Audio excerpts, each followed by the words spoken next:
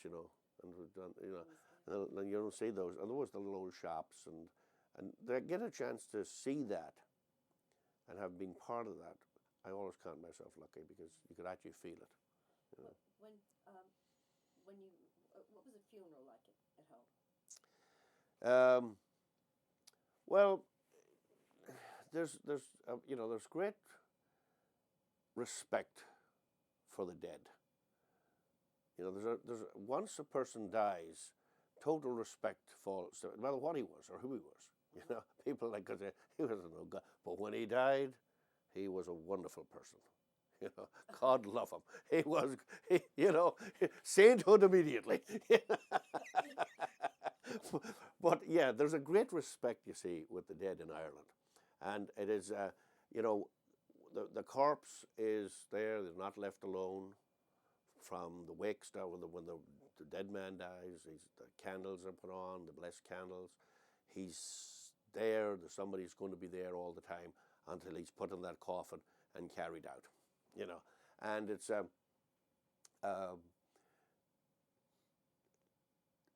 wake in itself was great history. There was in a wake house, the people came, everybody was treated.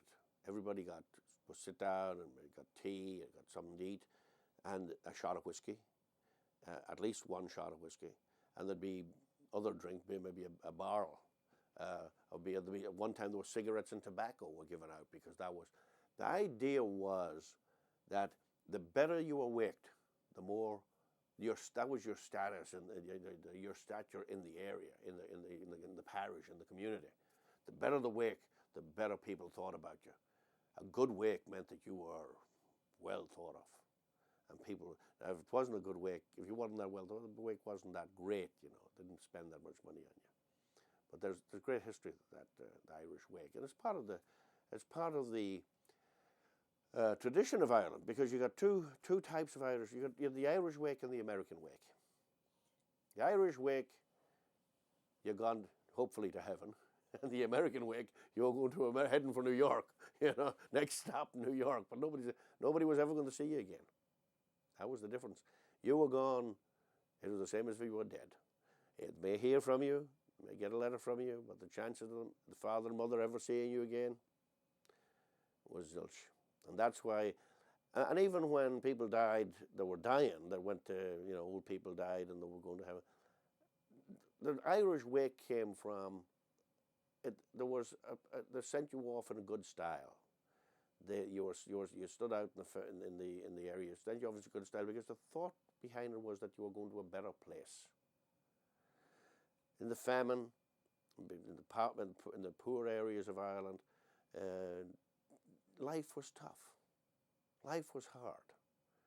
So wherever you're going, it's got to be better than the hell you're in now. Mm-hmm. So the wake was a good thing. He's lucky. We're stuck here. We're the ones got to bury him. We're the ones got to stay on living here and going from one end. And also, the fellow going to America. You may never see him again. The parents, they'll never see him again. But he's gone to a new life. He's gone to heaven. He's gone to New York.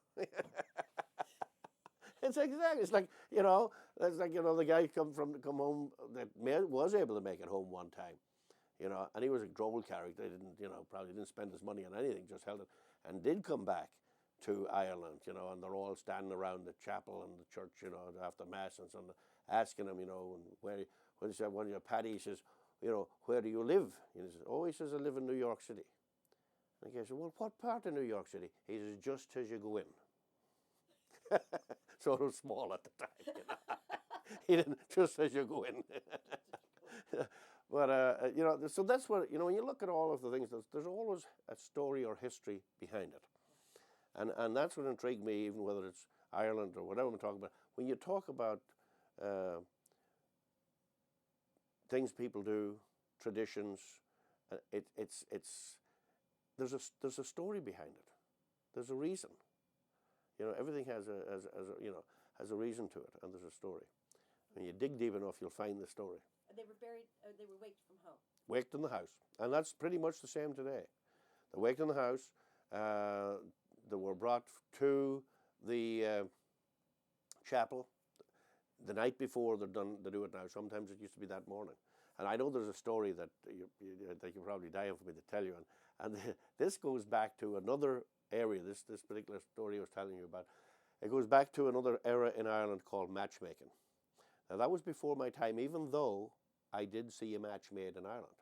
I was part of that, and I'll tell you that story too. But this was in County Cavan, across the area from me, and my cousin will probably be able to give you the names of these people. But this young lady was given to this fellow in a match. They were to be married, and were married. And what would happen, and what did happen, she went in, the young lady went into the house with his mother still living there. Well, she was the queen bee, the old mother. And the young lady would have been pretty much getting like a slave.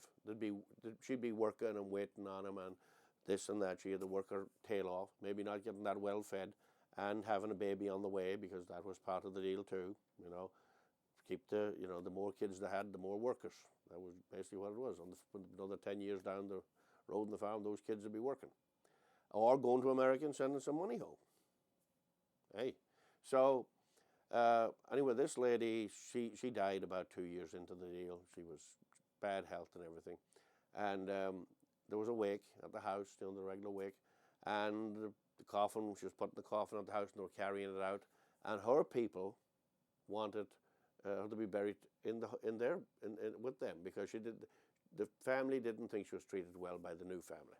Well, the new family, the husbands, they wanted her buried in their ground.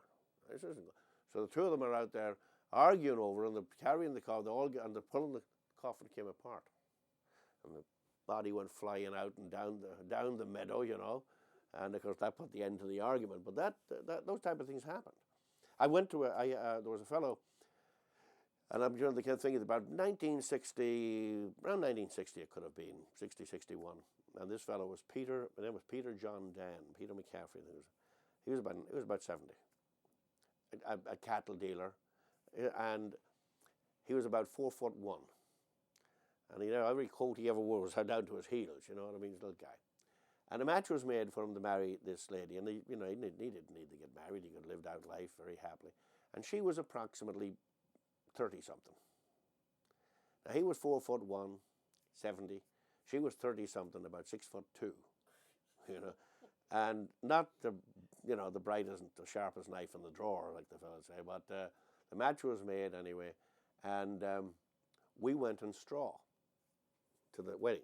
Now, straw was an old tradition, you see, in Ireland, that it really came from the uninvited guests would go to the house, and they'd have a little bit of maybe have a drink if they were offered it or whatever, but they all had straw hats on. These hats were made from straw, covered the face, and there was no rhymes, but you wouldn't mention people by name. You know, you might mention number 2 or number 3. You'd always have a singer and a couple of dancers and some music, and put on a little party, and then at the end we'd come out and burn the hats. And it's some people still have it done. I've done it numerous times, But I think this might have been one of the first times I ever was in straw. My father taught me how to make the straw hats and all that kind of thing. But we showed up there, and poor old Peter, oh, come on in, come in. He was so excited that the straw boy's coming. And she grabbed the tongs, the iron tongs. It's the first fella through the door, she'd braid him, Well, poor Peter, anyway, he lived there with her until he died. And she was a tough lady. She's probably, let's see, she was around 30. She's up in her, probably in her 70s now. But she's still living. And she's married up near County Sligo. And actually I was talking to some people, including my brother, my youngest brother, who now lives up in Manor Hamilton. And the people up there thought she was a godsend when she came to them. She's still a big, tough lady. But she married a fellow up there who had already been married to 3 wives. Yep. Buried them all? Buried them all. Treated them badly. Any of his wives that would give him any back of the hand, knock them on their kicked them, beat them, a lot of the people up there figured that he killed them, or just beat them or hurt them or whatever, So he married this one. He started, maybe giving her some lifts with kicks. Oh, she is They think she was sent from heaven because she kicks him around the road. She's, yeah, he opens his mouth, she smacks him upside the head. he puts his hand up to her. He's sitting in the ditch. You know, it was a great story. That's why. Yeah. What goes around? Yeah, comes around. It does, really does. What did you miss most when you came here? Oh, well, I think, what I missed most. I came to New York, flew in here to Kennedy. God, what a change, You leave Ireland, you leave Dublin, Shannon Airport, and you land here in Kennedy. And my uncle met me, my Uncle Phil, never seen me in his life, never seen him in his life. He'd never been to Ireland. He's a big guy, and him and my cousin Bridie from Greenwich was with him, and we drove into the Bronx. In the big, he had my cousin had a big Buick, those big cars of the time, and I couldn't, these big monstrous cars, they were just unbelievable. My uncle had a 1949 DeSoto. This is like you sit in the back seat with your legs crossed, and you don't even touch the seat. There's big floats of cars, and landed there. And of course, they didn't have any children. There were my Uncle Phil and Aunt Mary, and he was retired at the time, and she was working downtown in the city. And the day after I came here, he took me around, showed me around the Bronx, and then we took a trip down through New York City and went to Chinatown and all of the places in the city, and I remember the Bowery and all that type of thing. And the World's Fair was on when I was here. I got to go to the World's Fair just before it closed. And a couple of things had happened that year. Before I got here, the Beatles had come here that year. That was the Ed Sullivan Show and so on. And right after I got here, a week or two after that, the Pope came. Pope Paul the second came to New York City. And so those were kind of the highlights of that. But what I missed most was the social life in Ireland, the dances, going to with my own group to the dances and the places, and what probably filled in for that was going to the Red Mill in the Bronx, the Red Mill Hall, dance hall. All the Irish went to it. It was on Jerome Avenue.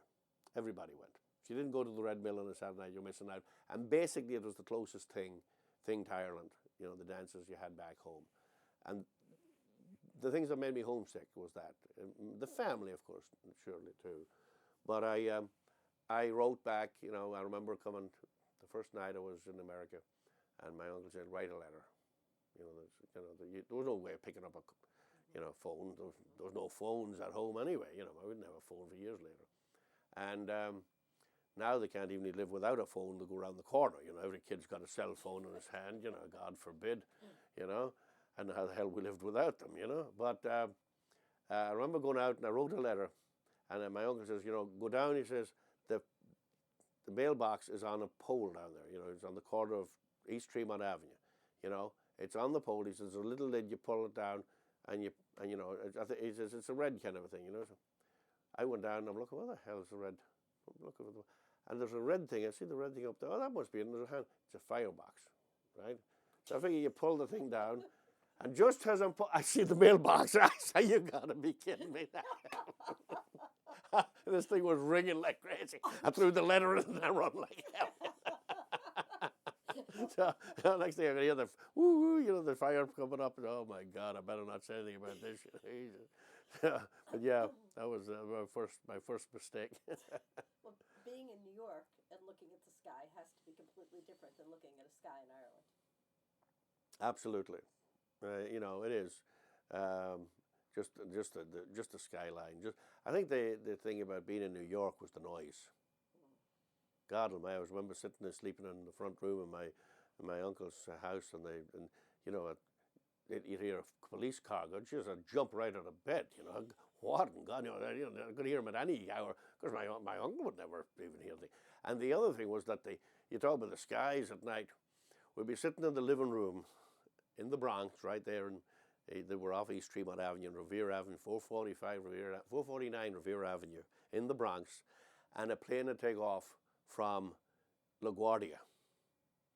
You sitting at the table, and my uncle's, you just stopped talking until it went over, because it was like right over the house, the house shook. So talk about skies, that thing roared right over your head. It took some getting used to that. And but I lived in the Bronx for about a month or so, and then I moved to Portchester and started to work in Arnold's Bakery. Oh. That was my first job. And I went to Arnold that a place in Portchester at the time. Then they moved up to Greenwich. And I worked with there and went in the army, then came out of the army and worked with them until I went to work with the water company. And I've been with the water company ever since. Tell me about an Irish sky at night in Ireland. My thinking of an Irish sky at night was, I remember, you'd be out in the springtime, and we had a lot of sheep, and sheep would be lambing. And you'd be either wanting to get them in or watching where they were and stuff like that.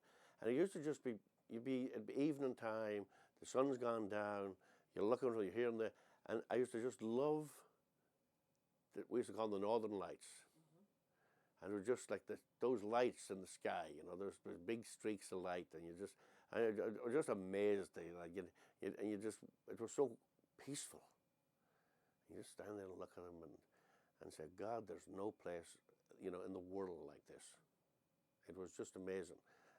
I'm not sure of that. And I talk to my brothers now, and there's things that were there that are gone. The cuckoo, the corncrake. Those are birds that are basically gone out of Ireland. You might not get, because the people are mowing meadows earlier and earlier. So they ruined the nests of corncrakes because they mowed too early. Now the environmentalists are really looking at bringing that back, and I hope to do, because it was a wonderful, beautiful, beautiful part of our history, our culture, and of just our life. Would you recite the poem? Which one? The Ghost of Bow? Mm-hmm. Oh my God, can I remember it? And this is from your area. The Ghost of Bow was passed down by a fellow by the name of Owen Sheeran, and his grandson and I sat in the same desk in school, actually. But he passed it down to another friend of his, a relative, was Owen McNulty, again, who was related through my aunt. And Owen McNulty would do this poem, and it was, Bow is a place close by us, not far away, in Fermanagh. And it was called The Ghost of Bow. Who wrote it? Nobody knows. Do I remember it off the top of my head? We'll give it a shot. But it's a great story, and we figured that it was written. It was written before the famine. Wow. Yeah. But it was written after Daniel O'Connell, because it refers to Daniel O'Connell. And when it refers to things in 98, it's talking about 1798, the wars at that time. So it does go back, and it tells this great story. And I hope that I can remember it off the top of my head. And it's like, one Halloween as the moon shone low, and dimly lit the graves in Bow, a peasant fated for exile, leave taken cross the temple stile. And there in the graveyard about midways, a ghostly spectre met his gaze. 'Twas at the grave of Seamus Dhu, it stood erect as a ghost would do. Excited at this ghostly sight, McFadden shivered with affright, and turning around to flee the place, to his dismay the ghost gave chase. Oh, what a hurried and reckless race you never seen in any place. And though hard Jim ran to gain the stile, the ghost gained on him all the while. And alas for Jim, he got a fall and went headlong over the graveyard wall. And the ghost, pursuing on his track, landed right on McFadden's back. Well, seeing Jim was nearly dead, the ghost stood back and calmly said, I only meant it all for fun, to show you how a ghost could run. Run, said Jim out of breath. You're a sprinter to my faith. I was the fastest man about, and you have run me out and out. Ah, said the ghost, let's start this monkey tricks and talk a while about politics. How does the fighting goes? or are the landlords still your foes? And how was the law of late? Or is it just as bad as in 98? It's there's, and what about Captain Dan, or Lawyer Dan? Is he an honest-hearted man? Honest-hearted, repeated Jim. I wished we had a score like him. And there's nothing new of late events, except the raising of my rents. And it's on that account that my mind is troubled. My rent today, £10 was doubled. That's far too much for me to pay for a bit of bog and a rocky brae. But this is my last night, and for tomorrow morning off I go, and make my fortune on Columbus shore, and leave old Ireland that I do adore. You will not go, the ghost replied. There is a turning in the tide, and this very night I'll have a walk, and with your landlord I'll have a talk, and if he proves unkind to you, then I will show him what a ghost can do. And, maybe you'd like to come along with me, because there was a saying in my living day that a chat made short along some way. Well, to see the fun Jim's heart was bent, so they stuck their hats and away they went. O'er highway, byway, meadow and stile, they hurried along for many a mile. O'er bogland, meadowland and moorland too, until at last the great mansion came in for you. Stay here, said the ghost, I'll enter alone, as they stood upon the landing stone. And he gave the door such a knock, McFadden shivered with a shock, and a window opened from overhead, and down a voice like thunder said, How dare you come at this time of night, and put my household all in a fright? Shove out the bolt now, the night is thin, and we'll talk the matter with you within. The window fell back in its place, and deadly silence came o'er the space. Then footsteps sounded inside the hall. 'Twas the ghost had went through the wall. Up the staircase he did quickly glide, the bedroom door flung open wide, and as the ghost poked in his head, pistol shot came from the bed. At this the ghost gave a scornful laugh. You might as well be throwing chaff. I'm bulletproof, as you can see. Your shot has no affected me. And as the ghost walked over the floor, he walked through the door, and the pistol fell there on the floor. The hair stood straight on the landlord's head, and he fainted over the bed. Over the landlord the ghost then bent, saying, How dare you rise McFadden's rent? Oh, so the landlord go away from me, and I'll leave it as it used to be. As it used to be was far too dear. You'll get the half, £5 a year. The half, and when you go I will instruct my agent so. Said the ghost. That game won't do. A writ must now be signed by you, and quickly then he produced paper, ink and pen. £5 a year is McFadden's land, was signed and sealed by a trembling hand.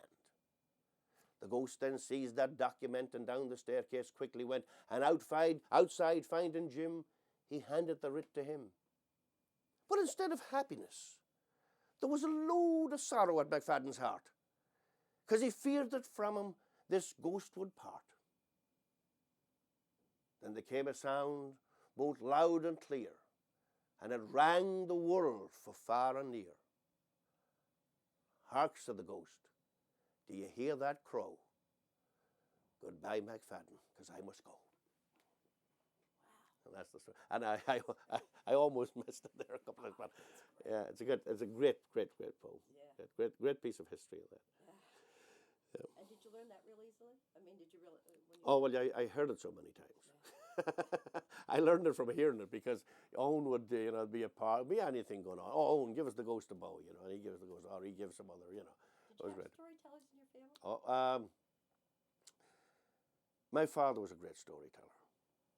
I mean, and he told it with, like you just said. Yeah, he tells it with such, he doesn't leave anything out, and God, Lord of mercy, he just loved, because my mother jumped in to tell. Well, she'd be one end, and at the other end of it, the story would be all gone. It would be no sense, My father would tell the story the way it was supposed to be, and had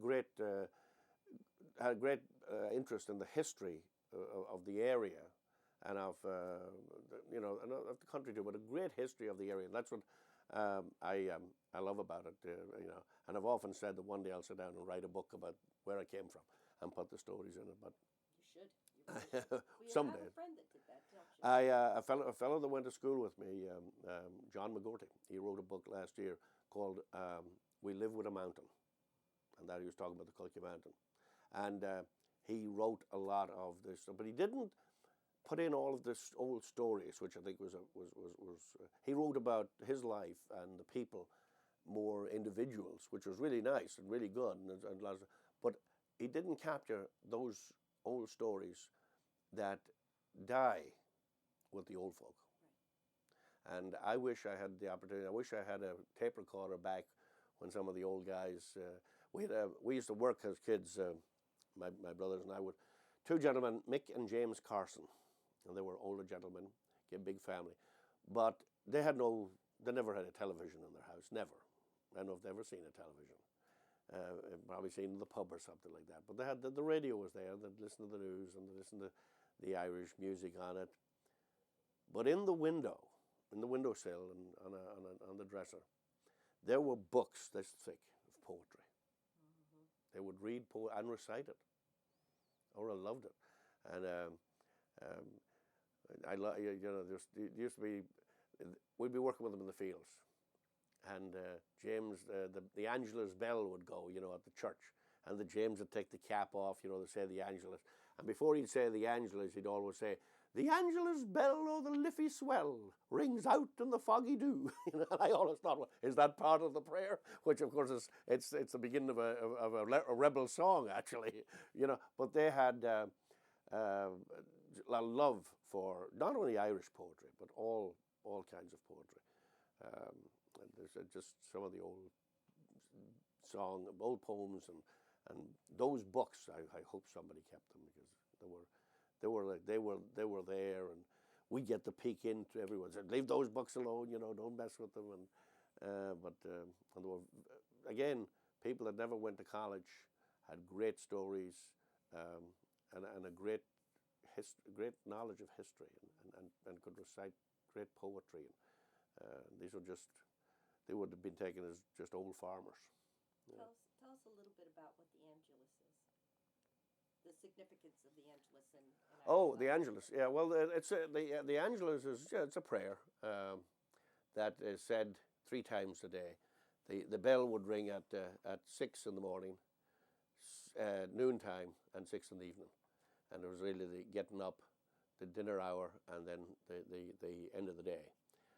But people that pray the Angelus, and there's a picture. There's always like a picture of the people standing in the field, the head bowed, and it's a beautiful pair. I think there's one here somewhere, and of them saying the Angelus, painting that somebody did. But it's again, it's like the corncrake and the cuckoo. It's gone because people are driving in cars and driving fast and going places and places to go and things to do, and the Angelus is forgotten about. And how did you know when it was time to do the Angelus? The bell for the church, the Angelus bell rang out across the countryside. People would be almost waiting for it, because that if you were working in the bog, you're a long way off, but that Angelus bell, you'd hear the toll coming, and it'd be, if it's midday, you'd be keeping an eye. Is my mother coming with the lunch? She'd be coming with a basket or something to the bog because she'd bring the food up to the bog. And at the Angelus bell at the end of the day, you'd be figuring, well, there got the 6 o'clock bell. It's time to be wrapping up, because we didn't have watches either. The clocks weren't. Very few people could afford to have a watch in those days too. There's a lot of things we didn't have. Well, has your life changed by living here? Oh my God! Well, I actually always get up every day and think that I'm probably the luckiest man in the world. I really do. I've had a great life. Hope still having a great life. I got to do things most people only think about doing. I did 30 years on radio that I love to do. I've acted on stage, got to do that. I've had a great job all my life that has been a lot of different aspects to it. It just hasn't been a sit-down, humdrum job. I never was probably great on being a follower. I always more like to be in the leading position of things. So I was in management in the water company for probably 30 years. And I left yesterday. And, somebody said, well, what did they give you? They give you a big going away thing. And there was no big retirement party. There's a lot of people that retired. But the people that worked for me took me out to dinner, surprise dinner, got Sharon involved, and brought me out for a dinner. And the meter readers, guys that were report to me and give me probably the nicest, biggest bottle of black Bushmills I ever seen, because they knew I liked to drink Bushmills. And they brought me to my favorite restaurant that I go to a lot and get my favorite dish. And that to me means more than a big spread of rubber chicken or something that people just pay, say, well, I got to go to this. They were there because they wanted to be. They made it personal for me. And if they give me something for a restaurant, it was a personal place that I like to go. That's what I like about what I think. When people look at you and when you're leaving a place as a boss and people hug you and say that you've changed their life or done something great for them, that's, I think, the greatest tribute of all. That's not empty words. That's real feeling. Yeah. And I think that makes me a very, very lucky person. I've been lucky to meet good people through my life, been ups and downs naturally. I've been lucky to be married to a great lady. I have a great family. I had a great family at home. There were my brothers. I go back, still, and I talk to them every week or two, and we've got a great relationship, and that's a great thing. So you've got the best of both worlds. Yeah, I do. I really do. I love America. I'm a very patriotic American. Are you a citizen?